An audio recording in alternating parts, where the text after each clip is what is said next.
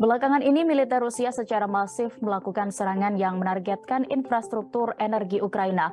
Presiden Volodymyr Zelensky pun tampaknya dibuat pasrah dengan hal ini. Ia menyebut pemulihan penuh sistem energi Ukraina sekarang tidak mungkin dilakukan.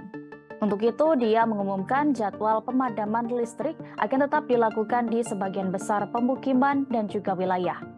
Dikutip dari RIA Novosti, sejak 10 Oktober alarm serangan udara dibunyikan di setiap sudut Ukraina. Tentara Rusia telah menyerang objek industri pertahanan, administrasi militer, komunikasi, dan energi negara. Vladimir Putin mengungkap serangan ini adalah tanggapan terhadap serangan teroris di jembatan Crimea dan serangan lainnya terhadap infrastruktur sipil di Rusia. Pada akhir November, Kepala Dewan Perusahaan Energi Nasional Ukrenegro Volodymyr mengatakan bahwa selama serangan Rusia, semua pembangkit listrik tenaga air dan pembangkit listrik tenaga air besar di negara itu rusak.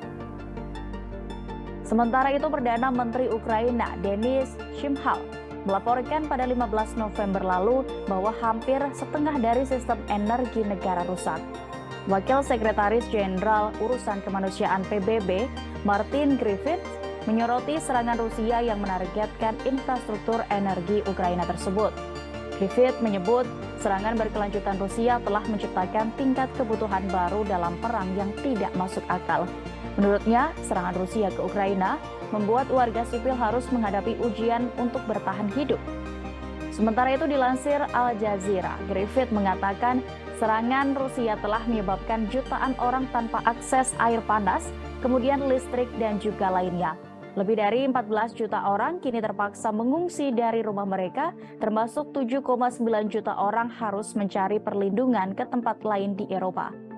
Sementara itu, sebanyak 17.023 warga sipil tewas, termasuk 419 anak-anak per 1 Desember 2022. Griffith pun memperingatkan jumlah sebenarnya mungkin bisa jauh lebih besar. Setidaknya ada 715 serangan terhadap fasilitas kesehatan. Dewan Keamanan PBB telah bertemu puluhan kali di Ukraina sejak Februari, tetapi mereka tidak dapat mengambil tindakan yang berarti. Rusia diketahui adalah salah satu dari 5 anggota di Badan Peranggotakan 15 negara yang memiliki hak veto bersama dengan China, Prancis, Inggris, dan Amerika Serikat terkait hal ini.